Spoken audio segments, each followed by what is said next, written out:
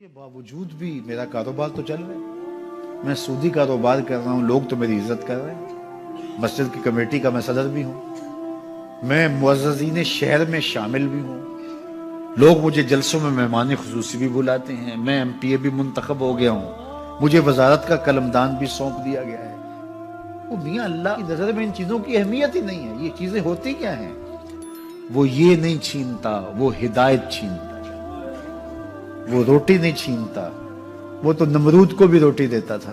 اس نے کبھی سورج کو منع نہیں کیا کہ اس کے گھر میں روشنی نہ کر، یہ حامان کا گھر ہے، یہ قارون کا گھر ہے، یہ میرے دشمنوں کا گھر ہے، اس کے گھر میں روشنی نہیں ہونی چاہیے۔ چاند کو کہتا ہے اپنی کرنیں بکھیر، سورج کو کہتا ہے اپنی روشنی بکھیر۔ جس طرح باجزید کے گھر میں روشنی ہوتی ہے، اس مکار کے گھر میں بھی ایسی روشنی ہوتی ہے، فرق نہیں پڑتا۔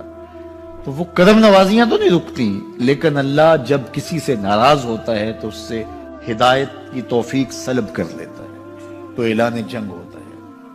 تو پھر وہ ٹکرے بھی مار رہا ہو تو اس کی رسم کی نماز ہوتی ہے، اس کا ماتھا جھک رہا ہوتا ہے، دل نہیں جھک رہا ہوتا، کیونکہ ہدایت سلب کر لی گئی۔ جب اندر سے روح ہی نکال لی جائے تو باقی بچتا کیا ہے؟ یہ بات ذہن میں رکھیے گا کہ اللہ تعالیٰ جل شانہ نے ہمیں جن کاموں سے روکا ہے، جن کاموں سے منع کیا ہے، ان کاموں کے کرنے میں ہمیں کبھی بھی بھلائی اور خیر نہیں مل سکتی۔ یہ ہم جب اچھی طرح سے ذہن نشین کر لیں، اگر اللہ پر ہمارا یقین اور یقیناً اس پر ہمارا ایمان ہے، تو پھر وہ امر جو اللہ کی طرف سے جن سے روک دیا گیا، تو ہم کبھی بھی ان کے قریب تک نہ جائیں، اور جن کاموں کے کرنے کا اسے حکم دیا گیا اس کی حکمتیں نہ بھی ہمیں معلوم ہو۔ آج جدید سائنس تحقیقات کرتی ہے تو ہمارے سامنے آتا ہے کہ وضو کے کیا فوائد ہیں۔ آج ہمیں لوگ بتاتے ہیں کہ جناب آپ امامہ باندھیں گے تو سن سٹروک سے بچ جائیں گے۔ آج دنیا تحقیق اور جستجو کر کے نماز اور دوران خون اور جو ہے وہ نماز کی برکتیں اور کتنی بیماریوں سے نماز کے ذریعے سے بچنے کی کہانیاں سناتے ہیں۔ اچھی بات ہے، نماز سے صحت پہ اثر پڑتا ہے، یہ اچھی بات ہے کہ وضو سے بہت ساری بیماریوں سے نجات ملتی ہے، یہ اچھی بات ہے کہ سر پہ امامہ باندھ لے تو سن سٹروک سے بچ جاتے ہیں، یہ اچھی بات ہے کہ آپ روزہ رکھتے ہیں تو کینسر جیسے امراض سے آپ کا بچاؤ ہوتا ہے، یہ اچھی بات ہے کہ فلاں عمل کرتے ہیں تو فلاں ہوتا ہے۔ لیکن صاحب، ہم سن سٹروک سے بچنے کے لیے امامہ نہیں باندھتے، ہم محمد عربی کی ادا کے لیے باندھتے ہیں۔ دوران خون کے لیے نماز نہیں پڑھتے، ہم رب کے حضور سجدہ ریزی کے لیے اس کے حضور اپنی نیاز مندیوں کا سر جھکاتے ہیں۔ تو حکمتیں بھی ہیں، وہ برکتیں ذیل میں آتی ہیں۔ تو یہ بات ذہن میں رکھیے گا۔ غزنوی کا وزیر اس سے حسد کرتے ہوتے تھے کہ اس میں کیا خصوصیت ہے کہ بادشاہ اسی کو اہمیت دیتا ہے۔ ایک دن بادشاہ نے کوئی تربوز کاٹا، کوئی خربوزہ کاٹا یا کوئی اور ایسی چیز تھی، تو جس کو بھی دیا تو وہ کڑوا تھا، تو اس نے چوہی چکھا تو پھینک دیا، اور پھر بلایا یاس کو اور اس کو کاٹ کے اس کی پھانک دی، تو ایسے لطف سے کھانے لگا کہ جیسے اس سے لذیذ کبھی پھل زندگی میں دیکھا نہ ہو۔ تو سارے اندر ہنس رہے تھے، ایک دوسرے کو آنکھوں سے اشارہ کر رہے تھے، یہ دیکھو بے وقوف۔ تو بادشاہ رک گیا اور کہا کہ ایاز، یہ جو فروٹ تم نے کھایا ہے یہ میٹھا تھا یا کڑوا؟ کہا بادشاہ سلامت کڑوا۔ تو کہا پھر اتنے ذوق سے کیوں کھایا؟ کہا کہ اس ہاتھ سے میں نے میٹھی نعمتیں کھائی ہیں، آج کڑوی ملی ہے تو تھوک دوں؟ کہا ایسا نہیں ہو سکتا۔ تو میاں کڑوا ہو تو وہ بھی قبول کیا جائے، نفس پہ شاک ہو۔ کڑوی وہ چیز ہوتی ہے جو نفس پہ شاک ہوتی ہے، نفس کرنا نہیں چاہتا، لیکن اس کے باوجود تمہارا دل کہے نہیں، یہ مالک کی طرف سے ہے۔ سخت سردی ہے، گرمی کی شدت ہے، پانی ٹھنڈا ہے اور موسم سرد ہے، پانی گرم ہے اور موسم بھی گرم ہے، رات کا پچھلا پہر ہے، تھکے ہوئے ہیں، لیکن آپ اس کے باوجود بھی اپنے رب کے حکم کو بجا لاتے ہیں۔ نفس پہ شاک ہے، لیکن سینے میں ٹھنڈ ہی نہیں پڑتی جب اس کے حضور سجدہ ریزی نہیں کر لیتے۔ تو اس کے حکموں کو بجا لانا اور اپنے نفس کو پیچھے کر دینا اور اپنی خواہشات کے گلے پہ چھری پھیر دینا اور مالک کی رضا میں اپنے آپ کو گم کر دینا، یہی زندگی ہے اور یہی بندگی ہے۔ تو اس لیے مجھے اور آپ کو اس بات پہ غور اور تدبر کرنا چاہیے کہ ہم اس مختصر زندگی کو اللہ کے احکام کی مطابقت میں گزارنے کا عزم کریں، وہ بات چھوٹی سے چھوٹی ہو یا وہ بات بڑی سے بڑی ہو، وہ احکام ہماری زندگی کے اندر نافذ العمل ہو۔ میں پھر وہ بات کہوں گا جو بار بار کہتا ہوں کہ میرے بزرگ ہم سے کہا کرتے تھے، یہ نہ ہو کہ لوگ تمہیں پوچھیں تم کون ہوتے ہو اور تمہیں بتانا پڑے کہ ہم مسلمان ہوتے ہیں۔ فرمایا کرتے تھے صاحب نہ کسی کو پوچھنا پڑے نہ تمہیں بتانا پڑے، تمہاری وضاحت، تمہارا طرز زندگی، تمہارا انداز معاشرت ایسا خوبصورت ہو، تم دور سے آ رہے ہو لوگ پہچان کے کہیں وہ دیکھو محمد عربی کا غلام آ رہا، تم شکل سے پہچانے جاؤ، تم کردار سے پہچانے جاؤ، تم وعدے سے پہچانے جاؤ۔ کتاب کا نام ہے بشر القیب فی لقاء الحبیب۔ حضور علیہ السلام کی ملاقات کے حوالے سے یہ کتاب امام سیوطی علیہ رحمہ کی مصنفہ ہے۔ اس میں ایک واقعہ انہوں نے لکھا کہ ایک شخص قبر میں اترا اور نکیرین آئے اور انہوں نے سوال و جواب کا سلسلہ کیا، من ربوں کا، ما دینوں کا۔ اچھا، اس کی داڑھی میں چند بال سفید تھے جن کو وہ مہندی لگایا کرتا تھا۔ تو جب منکر نے کہا کہ من ربوں کا، تو نکیر نے اس کا ہاتھ پکڑ کے پیچھے کھینچتے ہوئے کہا اس سے سوال پوچھ رہا ہے، تو دیکھ نہیں رہا اس کی داڑھی میں اسلام کا نور چمک رہا ہے، اس کی داڑھی میں اسلام کا اجالا تمہیں دکھائی نہیں دے رہا، تو تمہاری وجہ قطعی ایسی ہو کہ فرشتے بھی دیکھیں کہ یہ حضور کا غلام آ رہا ہے۔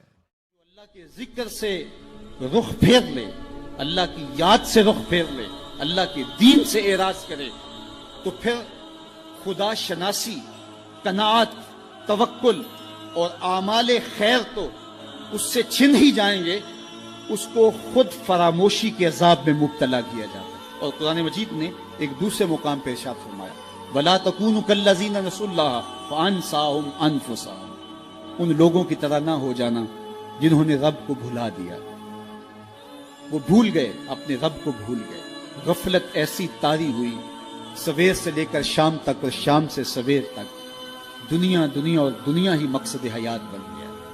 دنیا میں آئے کس لیے تھے، مقصد کیا تھا، بھول گئے۔ میلہ دیکھنے کے لیے آئے تھے، گھر کا راستہ بھول گئے۔ اللہ اکبر۔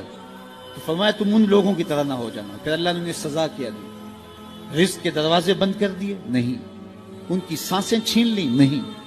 سورج کو حکم دے دیا اس کے آنگن میں روشنی نہ بھیجنا؟ نہیں۔ چاند کو چاندنی بکھیرنے سے روک دیا؟ نہیں۔ آب و ہوا روک دی گئی؟ نہیں۔ انہیں کیا سزا ملی جنہوں نے رب کو بھلا دیا؟ فرمایا فَأَنسَاهُمْ أَنفُسَهُمْ، اللہ نے انہیں ان کی ذاتوں سے انہیں بے خبر کر دیا۔ جو خدا فراموش ہوئے وہ خود فراموش ہو گئے، انہیں اپنے آپ سے ہی آگاہی نہ رہی۔ اور مجھے بتاؤ، جسے یہ بھی نہ پتا ہو کہ میں کون ہوں، اپنی شناخت جو بھول جائے، اس کے پلے ہوتا کیا ہے؟ اقبال نے کہا تھا نا، اپنے من میں ڈوب کر پاجا سراغے زندگی، تو میرا نہیں بنتا تو نہ بن، اپنا تو بن۔ مجھے بتائیے، 6 فٹ کا جوان ہو، قدے رانا رکھتا ہو، اس کی آنکھیں عقابی ہوں، ماتھا کشادہ ہو، رنگ چمک رہا ہو، ہونٹ گلابی ہوں، لیکن اس کی قمیض کے پیچھے گھر کا ایڈریس لکھا ہو کہ کسی کو ملے تو اس ایڈریس پہ پہنچا دے، تو آپ اس کا چہرہ دیکھ کے کہتے ہیں واہ کیا جوان رانا ہے، کیا اس کے ہونٹ گلابی ہیں، کیا نرگسی آنکھیں ہیں، کیا خوبصورت چہرہ ہے، کیا شمشاد قد ہے۔ لیکن اچانک نظر پڑی تو اس کے گھر کا ایڈریس اس کی قمیض کے پیچھے لکھا تھا۔ آپ نے کہا میں نے دور سے دیکھا، اس کا تو توازن عقلی ہی ٹھیک نہیں، یہ تو بیچارہ جو ہے وہ پاگل ہے۔ تو قد کاٹ ہونے کے باوجود گھر کا ایڈریس پیچھے لکھ دیا گیا، تو اب ہر کوئی سمجھتا ہے کہ یہ بیچارہ فہم و ادراک کے نور سے خالی ہے۔ قدِ رانا پہ ترس آنے لگ جاتا ہے، اور وہ آنکھیں جن میں ڈوب جانے کو، جھیل جیسی آنکھوں میں غوطہ لگانے کو جی چاہتا تھا، تو اب ترس آنے لگ جاتا ہے کہ یہ بیچارہ تو خود فراموش ہے۔